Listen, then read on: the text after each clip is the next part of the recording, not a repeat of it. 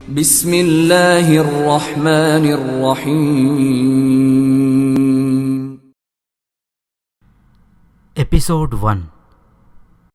کتاب کا نام آتش پرست۔ مفتوح ایران کے شکست خوردہ آتش پرستوں کی اسلامی حکومت کے خلاف سازشوں اور ریشہ دیوانیوں کا احوال۔ مصنف اسلم راہی MA۔ جب ایتاخ اور اشناز دونوں شاہ قسطنطنیہ نوفل بن میخائیل کے محل سے روانہ ہو گئے تو چوبیدار نے ان جاسوسوں کو لا کر نوفل کے سامنے کھڑا کر دیا جو ایتاخ اور اشناز کے وفد کے آگے آگے قسطنطنیہ شہر میں داخل ہوئے تھے۔ جب وہ جاسوس نوفل کے سامنے آئے تو نوفل نے انہیں مخاطب کرتے ہوئے کہنا شروع کیا، چوبیدار نے مجھے بتایا ہے کہ تم لوگ مسلمانوں کی سلطنت سے متعلق اچھی اور خاصی اہم اطلاعات لے کر لوٹے ہو۔ سب سے پہلے مجھے مسلمانوں کے لشکر اور مسلمانوں کے مرکزی شہر اور ان کے امیر المؤمنین کے متعلق تفصیل بتاؤ۔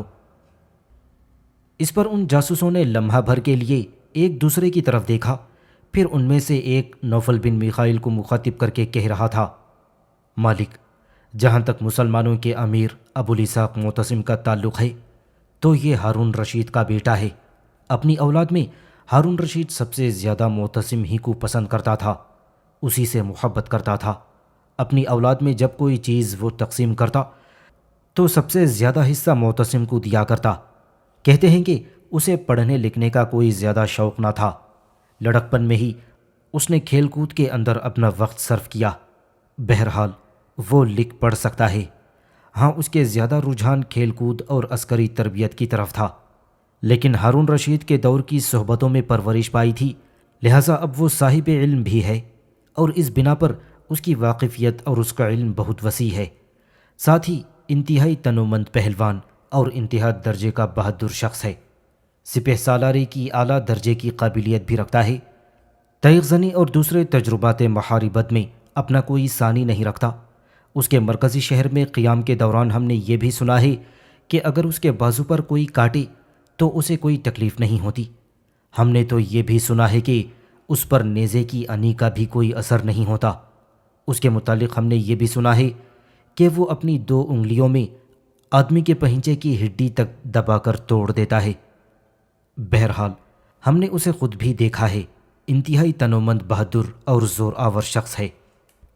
سامعین سے گزارش کی جاتی ہے کہ ہمارے دونوں چینلز کے پلیٹ فارم سے جتنی بھی آڈیو بکس کی ریکارڈنگ کمپلیٹ ہو چکی ہے اسے خود بھی سنیں اور زیادہ سے زیادہ شیئر کرنے کی کوشش کریں، اور ہمارے سوشل میڈیا پلیٹ فارم کے لنکس ڈسکرپشن میں دیے گئے ہیں، ہمیں سبسکرائب اور فالو ضرور کریں تاکہ آپ کو ضروری اپڈیٹس ملتے رہیں، اور ہماری ٹیم کی فنانشیل سپورٹ کے لیے پیٹریون کے لنک ضرور چیک کریں۔ جزاک اللہ۔ مسلمانوں کا امیر بنتے ہی اس نے لشکر میں بہت سی تبدیلیاں کیں۔ یہ چونکہ جنگ کا وسیع تجربہ رکھنے کے علاوہ بہترین تیغ زن اور عمدہ سپہ سالار تھا، لہٰذا اس نے اپنے لشکر کی طرف خاص توجہ کی۔ اس کے بھائی مامون اور باپ ہارون رشید کے زمانے میں زیادہ تر ایرانیوں کی قدردانی کی جاتی تھی، اس لیے کہ ان دونوں نے عربی عساکر پر بہت کم اعتماد کیا تھا۔ اگرچہ ایرانیوں کی طرف سے بھی ان کو بار بار خطرے پیش آئے، پھر بھی بحیثیت مجموعی اہل عرب کے مقابلے میں انہوں نے خراسانی اور ایرانیوں پر ہی زیادہ اعتماد کیا تھا، لہٰذا لشکر میں عربی عنصر کسی قدر کم ہو گیا تھا۔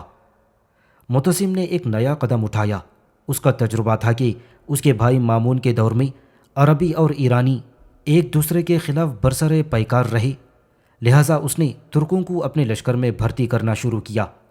بے شمار غلام خرید کر اس نے اپنے لشکر کی تعداد کافی حد تک بڑھا لی۔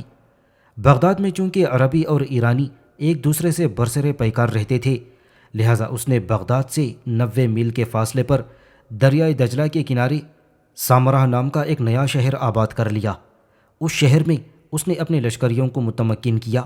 پہلے اس شہر کا نام سرمن رائے تھا، لیکن بعد میں زیادہ استعمال سے سامرا ہو گیا۔ یہاں اس نے ایک محل اپنے لیے اور اپنے لشکریوں کے مستقر کے علاوہ اپنے سالاروں کے لیے عمدہ حویلیاں تعمیر کی ہیں۔ گو بغداد میں بھی ان دنوں خاصا بڑا لشکر ہے، لیکن سب سے بڑا لشکر آج کل سامرا میں ہی رہتا ہے۔ یہاں تک کہنے کے بعد وہ جاسوس رکا اور اپنا سلسلہ کلام جاری رکھتے ہوئے وہ پھر کہہ رہا تھا، مالک، اس معتصم نے اپنی ساری عسکری قوت کو 3 حصوں میں تقسیم کیا ہے۔ اس کے لشکر میں جس قدر عرب ہیں علیحدہ کر کے ان پر انہی کے سالار مقرر کر دیے ہیں، اور عربوں کے اس لشکر کا نام اس نے مغاربہ رکھا ہے۔ مغاربہ کے 3 بڑے سالار ہیں۔ سب سے بڑا سالار اسحاق بن یحییٰ ہے جو مغاربہ کا سپہ سالار اعلیٰ ہے۔ دوسرے درجے کا عربوں کا سالار عجیف بن انبیسہ اور تیسرا محمد بن یوسف ہے۔ یہ تینوں بہترین عرب جرنیل ہیں۔ ترکوں کے لشکر کا نام معتصم نے فراغنہ رکھا ہے۔ اس کے بھی 3 بڑے سالار ہیں۔ سب سے بڑا سالار حیدر بن کاؤس ہے، اسے افشین بھی کہتے ہیں۔ یوں سمجھیے کہ یہ ترکوں کا سپہ سالار اعلیٰ ہے۔ دوسرے درجے کا سالار ایتاق ہے اور تیسرے درجے کا اشناس۔ یہ دونوں وہی ہیں جو تھوڑی دیر پہلے آپ کی خدمت میں حاضر ہو کر گئے ہیں۔ میں یہاں یہ بھی بتاتا چلوں کہ ترکوں کا سالار اعلیٰ حیدر بن کاؤس افشین ہے، لیکن مسلمانوں کا امیر المؤمنین اپنے جرنیلوں میں سب سے زیادہ ایتاق پر ہی بھروسہ کرتا ہے، اور یہ ایتاق ایک طرح سے معتصم کا جنگی مشیر بھی ہے۔ جنگوں میں ہر فیصلہ اس کے صلاح مشورے سے کیا جاتا ہے، اس لحاظ سے تقریباً سارے ہی سالار اس کے ماتحت آ جاتے ہیں۔ لیکن ان میں ایک اور بھی اعلیٰ پائے کا سالار ہے، اس کا نام بخا کبیر ہے، اور اسے ایتاق اور اشناس سے انتہا درجے کی عقیدت ہے۔ لشکر کے تیسرے حصے کا نام خراسانی ہے اور اس میں زیادہ تر ایرانی شامل ہیں۔ لشکر کے اس حصے کے بھی 3 سالار ہیں، ایک جعفر بن دینار، دوسرا وصیف اور تیسرا عمر فرغانی۔ اس لشکر کا سالار اعلیٰ جعفر بن دینار ہے، جبکہ عمر فرغانی اور وصیف اس کے نائب اور ماتحت ہیں۔ یہاں تک کہنے کے بعد جب وہ جاسوس خاموش ہوا تو مسکراتے ہوئے نوفل بن میخائیل نے اسے مخاطب کیا، جو اطلاعات تم نے فراہم کی ہیں یہ ہمارے لیے بڑی سود مند ہیں۔ اس کے لیے تمہاری کاوش قابل تعریف ہے اور اس کا تمہیں خوب صلہ اور انعام دیا جائے گا، لیکن میں نے کچھ رقم دے کر تمہارے ذمے ایک کام لگا دیا تھا، جیسا کہ اس سے پہلے تم لوگوں نے مجھے اطلاعات دی ہیں کہ دریائے دجلہ کے کنارے کچھ جاٹ آباد ہیں۔ جو رقم میں نے تمہیں دی تھی تم نے ان جاٹوں کے سلسلے میں کیا کام سر انجام دیا ہے؟ اس پر وہی جاسوس پھر بول پڑا، میرے مالک، ان جاٹوں کو بنو امیہ کے نامور خلیفہ ولید بن عبد الملک نے ہندوستان سے لا کر دریائے دجلہ کے کنارے آباد کیا تھا، اور یہ ہزاروں کی تعداد میں ہیں۔ یہ اکثر و بیشتر دریائے دجلہ کے آس پاس کے علاقوں میں شورش کھڑی کر دیا کرتے ہیں، اس لیے کہ ان کے دلوں میں اسلام راسخ نہیں ہوا۔ میں ان کے سرداروں سے بھی مل کر آ رہا ہوں۔ جو رقم آپ نے فراہم کی تھی وہ میں نے انہیں مہیا کر دی ہے، اور ان سے عہد کر لیا ہے کہ دریائے دجلہ کے آس پاس کے علاقوں میں مسلمانوں کے امیر معتصم کے خلاف بغاوت اور سرکشی کھڑی کر دیں، چاروں طرف لوٹ مار کا بازار گرم کر دیں۔ اس طرح مسلمانوں کے خلاف ایک اور محاذ کھل جائے گا۔ اس اطلاع پر تھوڑی دیر تک نوفل توصیفی انداز میں اپنے اس جاسوس کی طرف دیکھتا رہا، پھر اپنے سپہ سالار اعلیٰ پیٹرک جوہن کو کہنے لگا، پیٹرک جوہن، یہ جاسوس بہترین کام سر انجام دے کر آئے ہیں۔ اب ہم مسلمانوں کے لیے بیک وقت 3 محاذ کھولیں گے۔ ایک محاذ تو خود بخود کھل جائے گا جو ہندوستان کے جاٹوں کا ہے، وہ دریائے دجلہ کے کنارے مسلمانوں کے لیے بغاوت اور سرکشی کھڑی کر دیں گے۔ دوسرا محاذ ہمارا اناطولیہ اور شامی علاقوں کا حکمران لوزر کھولے گا، جو حکم ملتے ہی مسلمانوں کے علاقوں پر حملہ آور ہو جائے گا۔ تیسرا محاذ بابق خرمی کی طرف سے کھولا جائے گا۔ یہ پیغام آج ہی چند تیز رفتار قاصدوں کو ایک بھاری رقم دے کر بابق خرمی کی طرف روانہ کر دو۔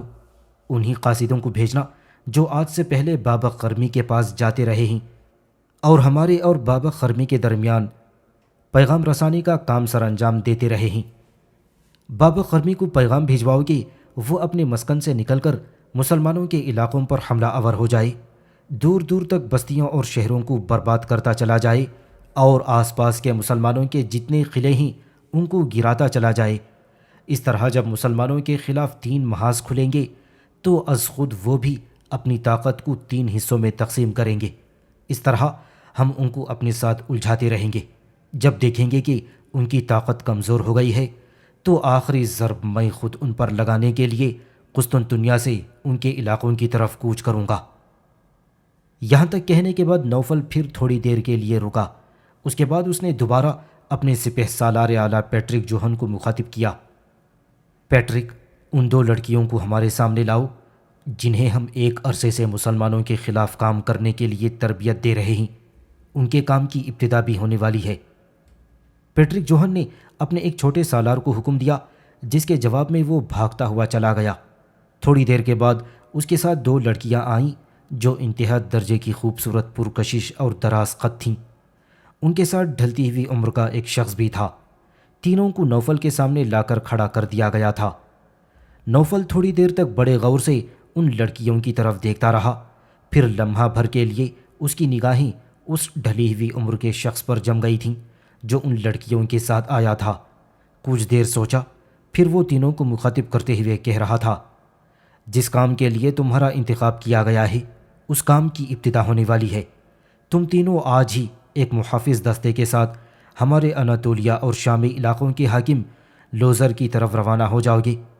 لوزر کو پہلے سے تمہارے متعلق تفصیل بتائی جا چکی ہے، اور جو محافظ تمہارے ساتھ جائیں گے وہ مزید ہماری طرف سے تفصیل اسے بتا دیں گے۔ نوفل تھوڑی دیر رکا، پھر ان دونوں لڑکیوں کو مخاطب کرتے ہوئے کہنے لگا، تم دونوں کا انتخاب تمہاری خوبصورتی، جسمانی کشش اور تمہارے حسن و جمال کی بنا پر کیا گیا ہے، اس لیے کہ یہ تمہارے پاس ایسے ہتھیار ہیں جنہیں استعمال کرتے ہوئے تم مشکل سے مشکل کام بھی سر انجام دے سکتے ہو۔ تمہارے ساتھ سوراب نام کا یہ طبیب اپنے کام میں انتہا درجے کا ماہر ہے، طب میں یہ اعلیٰ مقام رکھتا ہے، اور گزشتہ کئی ماہ سے تم دونوں بھی اس کے زیر تربیت رہی ہو، لہٰذا مجھے امید ہے کہ طب کے کام میں تم بھی اچھی مہارت حاصل کر چکی ہوگی۔ اب مجھے یہ بتاؤ کہ تم دونوں میں سے دوما کس کا نام ہے اور ریتا کون ہے؟ اس پر ان کے ساتھ جو ڈھلی ہوئی عمر کا شخص کھڑا تھا، جسے طبیب بتایا گیا تھا اور جس کا نام نوفل نے سوراب بتایا تھا، وہ مسکراتے ہوئے بول پڑا، میرے مالک، جو لڑکی میرے ساتھ کھڑی ہے یہ دوما ہے اور اس سے آگے ریدا ہے۔ نوفل مسکرایا اور کہنے لگا، بات کچھ اس طرح بنے گی کہ تم تینوں آج روانہ ہو جاؤ گے اور تمہارا قیام ہمارے شامی سرحدوں کے حاکم لوزر کے پاس ہوگا۔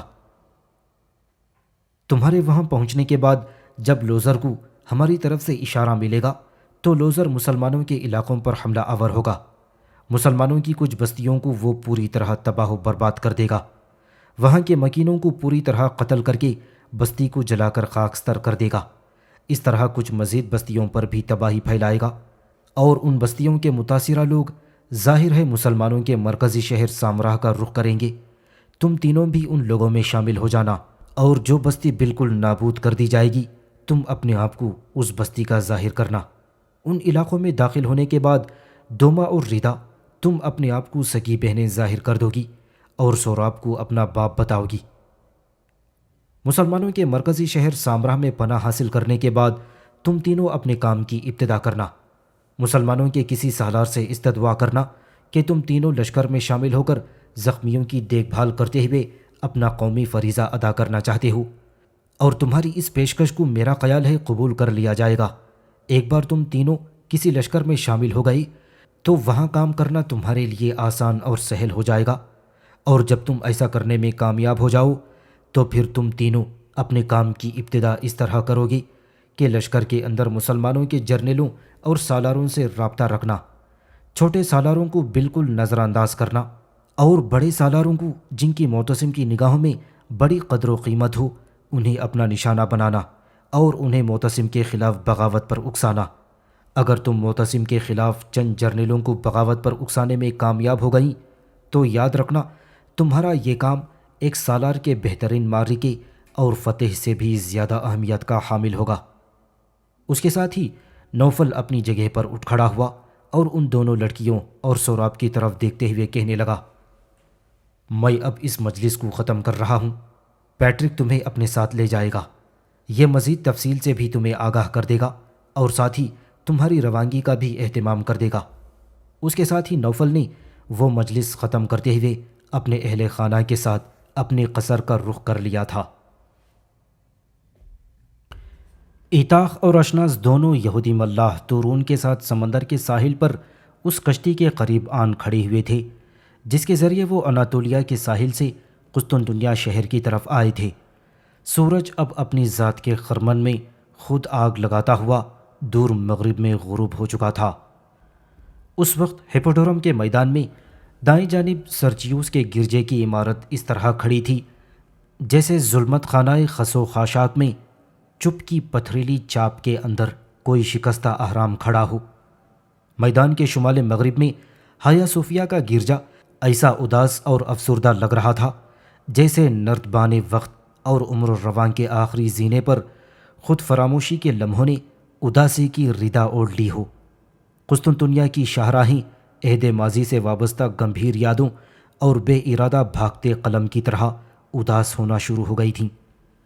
ایسے میں چاند بے تیرگی کے خول سے نکلا اور آہستہ آہستہ اس کی چاندنی دمکتی ہوئی ہر شے کے چہرے پر کھیلنے لگی تھی۔ سمندر کے کنارے آ کر ایتاخ تھوڑی دیر تک پیچھے مڑ کر قسطنطنیہ کا جائزہ لیتا رہا، پھر اس کی نگاہیں سمندر پر جم گئیں۔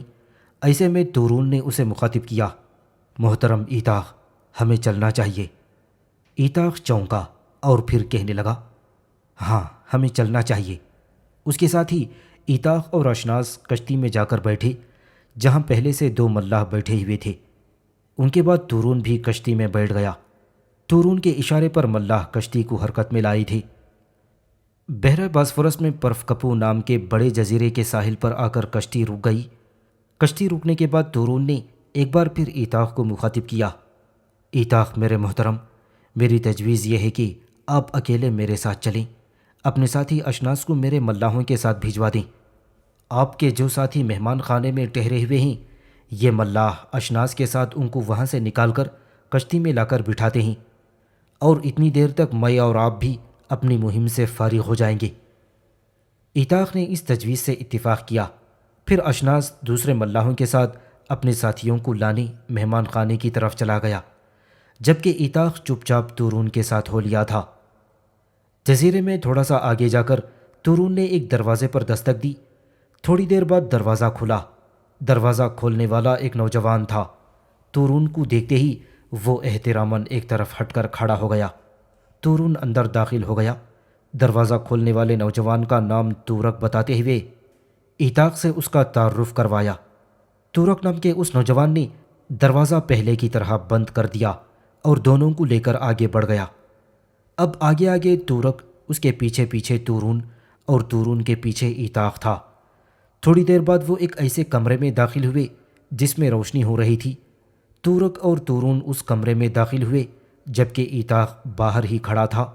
کمرے کے اندر ڈھلی ہوئی عمر کی 2 خواتین بیٹھی ہوئی تھیں۔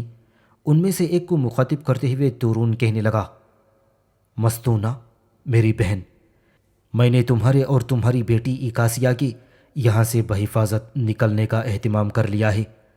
میں ایک ایسے نوجوان کو اپنے ساتھ لایا ہوں جو تمہیں یہاں سے اسلامی مملکت کے مرکزی شہر سامراہ کی طرف لے جائے گا۔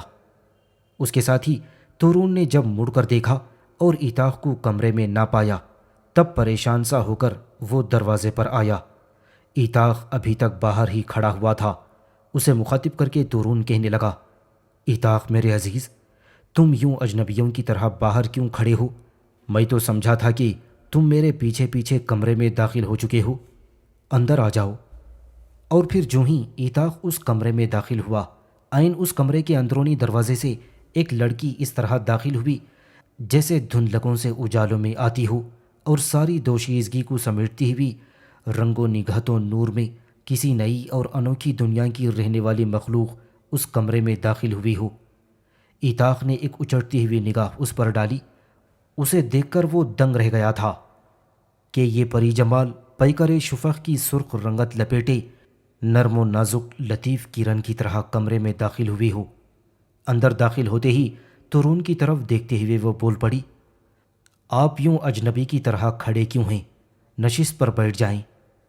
ایتاخ نے محسوس کیا کہ اس کی گفتگو سحر آواز دل نواز تھی۔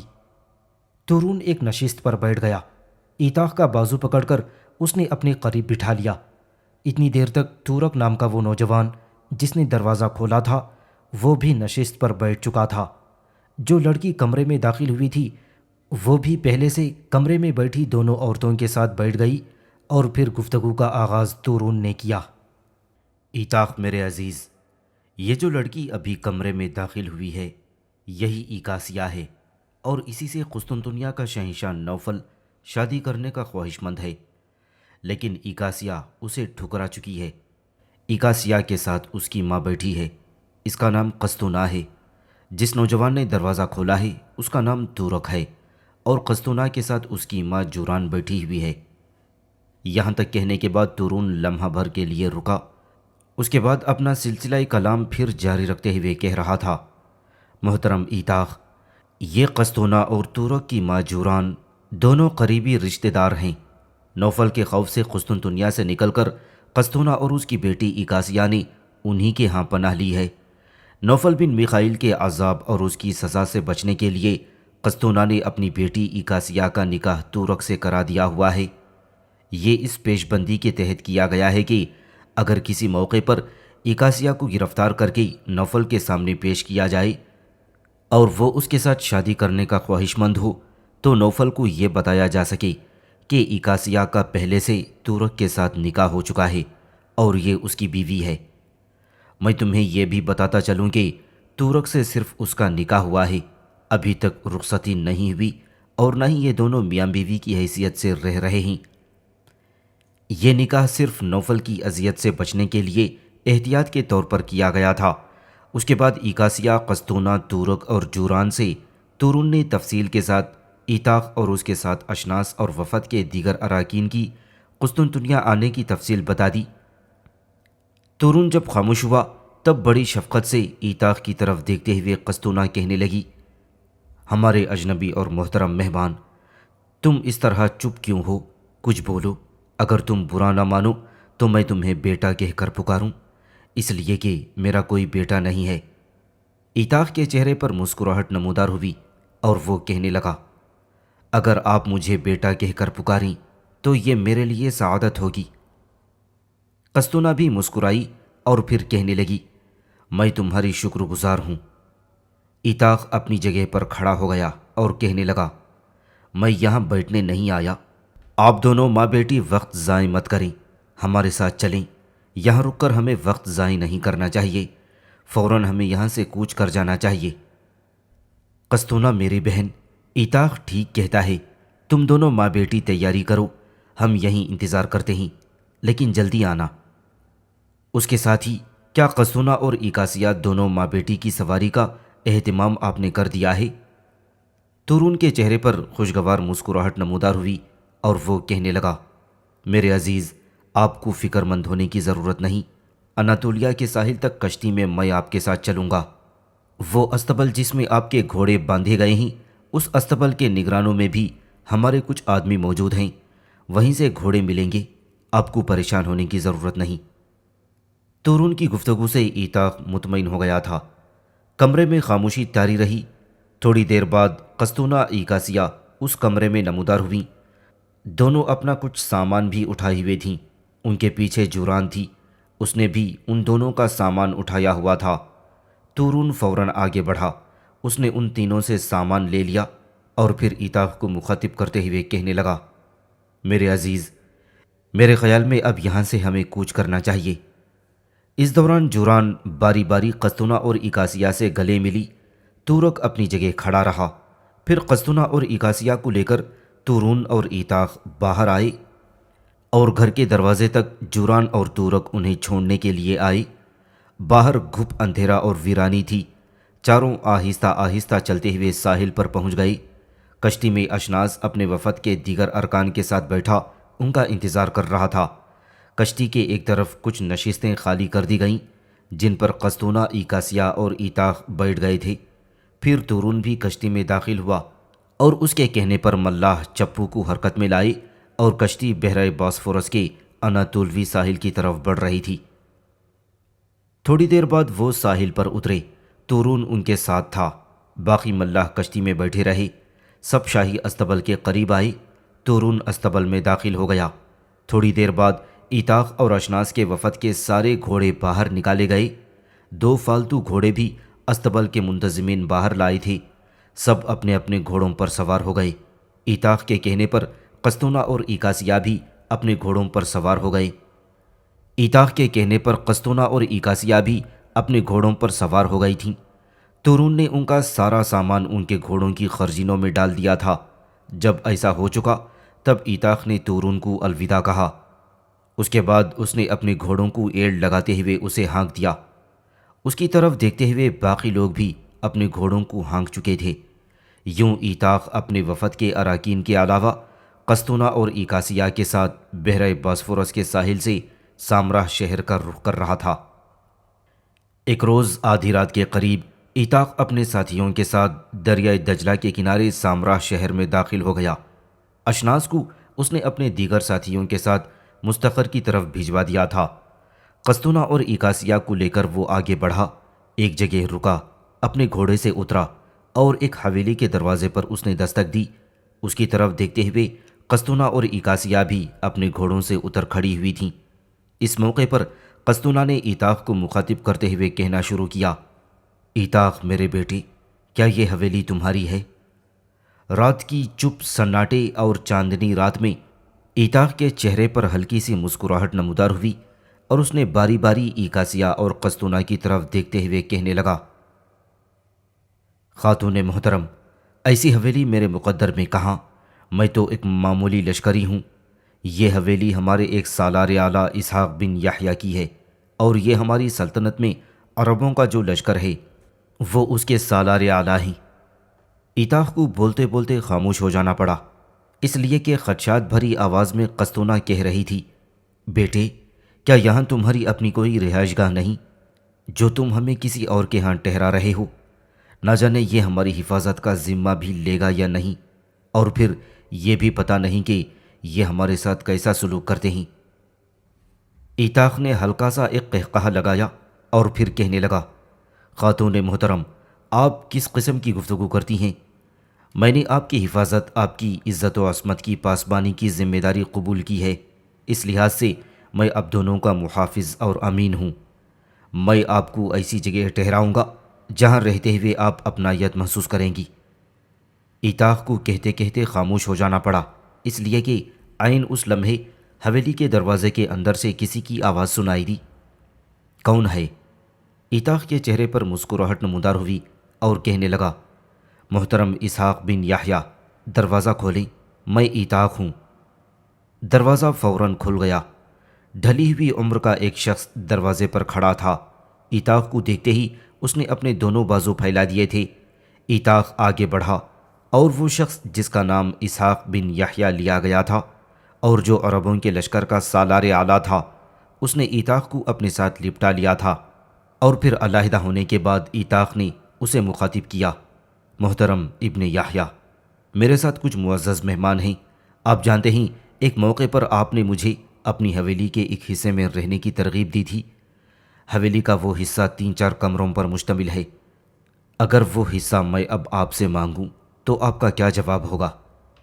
اسحاق بن یحییٰ نے بڑے غور سے ایتاخ کی طرف دیکھا اور پھر کہنے لگا، کیا اجنبیوں کی طرح دروازے پر کھڑے ہو کر باتیں شروع کر دی ہیں؟ بیٹے، اندر آ جاؤ۔ کیا اجنبیوں کی طرح دروازے پر کھڑے ہو کر باتیں شروع کر دی ہیں؟ اندر آ جاؤ بیٹے، آرام سے بیٹھ کر بات کرتے ہیں۔ اتنی دیر تک تمہاری بہن اور بھابھی بھی جاگ جائیں گی، سب کی موجودگی میں بات ہوگی۔ ان معزز مہمانوں کو اندر لاؤ۔ اتنی دیر تک حویلی کے اندر سے ایک لڑکا بھاگتا ہوا آیا۔ آتے ہی وہ ایتاخ سے لپٹ گیا۔ لڑکا 12-13 سال کا تھا۔ پھر ایتاخ کے کہنے پر لڑکا قسطنہ اور ایکاسیہ دونوں کے گھوڑوں کو حویلی کے اندر لے گیا تھا۔ ایتاخ کا گھوڑا باہر ہی کھڑا رہا۔ پھر سب حویلی کے اندر داخل ہو گئے۔ اسحاق بن یحییٰ اور ایتاخ ان دونوں کو لے کر جب وہ دیوان خانے میں داخل ہوئے تب وہ دونوں اٹھ کھڑی ہوئیں۔ دیوان خانے میں داخل ہونے کے بعد ایتاخ نے قسطنہ اور ایکاسیہ دونوں کو ایک نشست پر بٹھا دیا اور پھر ان دونوں کو مخاطب کرتے ہوئے کہنے لگا، آپ دونوں ماں بیٹی کے چہرے بتاتے ہیں کہ آپ پریشان اور فکر مند ہو گئے ہیں۔ ایسی کوئی بات نہیں، یوں سمجھیں آپ دونوں اپنے گھر میں داخل ہو چکی ہیں۔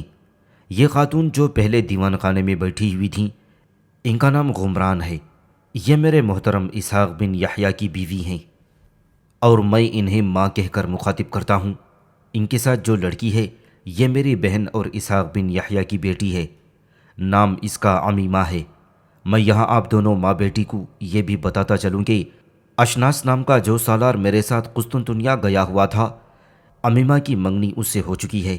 دونوں ایک دوسرے کو پسند بھی کرتے ہیں۔ اتاق کی اس گفتگو سے امیمہ کچھ شرمانے لگی تھی، منہ اس نے دوسری طرف کر لیا تھا۔ اس کے بعد اسحاق بن یحییٰ سے اتاق کچھ کہنے لگا تھا کہ عین اس لمحے استبل میں گھوڑوں کو باندھنے کے بعد وہی لڑکا جب دیوان خانے میں داخل ہوا تو قسطنہ اور اکاسیہ کی طرف دیکھتے ہوئے ہلکی سی مسکراہٹ میں اتاق کہنے لگا، یہ جو لڑکا آپ دونوں کے گھوڑوں کو استبل میں باندھ کر آیا ہے، اس کا نام زبیر ہے، بڑا شریر ہے، یہ میرا بھائی ہے، اسحاق بن یحییٰ کا بیٹا اور امیمہ کا چھوٹا بھائی۔ اس کے بعد اتاق نے بھی تفصیل کے ساتھ قسطنہ اور اکاسیہ کے حالات سب کو سنا ڈالے تھے۔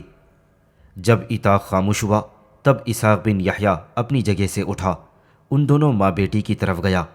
پہلے اپنا ہاتھ اس نے قسطنہ کے سر پر رکھا اور پھر کہنے لگا، خاتون محترم، یہ گھر آپ کا ہے، اس گھر میں رہتے ہوئے آپ کی حیثیت میرے بہن کی سی ہوگی۔ اس کے بعد اس نے شفقت بھرا ہاتھ اکاسیہ کے سر پر رکھا اور کہنے لگا، بیٹی، کسی قسم کی پریشانی اور فکر مندی میں مبتلا مت ہونا، آج سے میری دو بیٹیاں ہیں، ایک امیمہ، دوسری اکاسیہ۔ میں خوش ہوں، بلکہ مجھے فخر ہے کہ مجھے ایک پلی پلائی جوان اور انتہا درجے کی خوبصورت بیٹی مل گئی۔ تمہارے حالات سن کر مجھے بے حد دکھ ہوا ہے۔ آج رات کا حصہ تم ماں بیٹی ہمارے ساتھ گزارو گی، کل سے حویلی کا ایک حصہ تمہارے لیے مختص کر دیا جائے گا، ضرورت کی ہر شے تمہیں وہاں مہیا کی جائے گی، یہاں تمہاری بہترین حفاظت اور آسائش کا اہتمام کیا جائے گا، تم دونوں ماں بیٹی کو کسی قسم کی فکر میں مبتلا ہونے کی ضرورت نہیں۔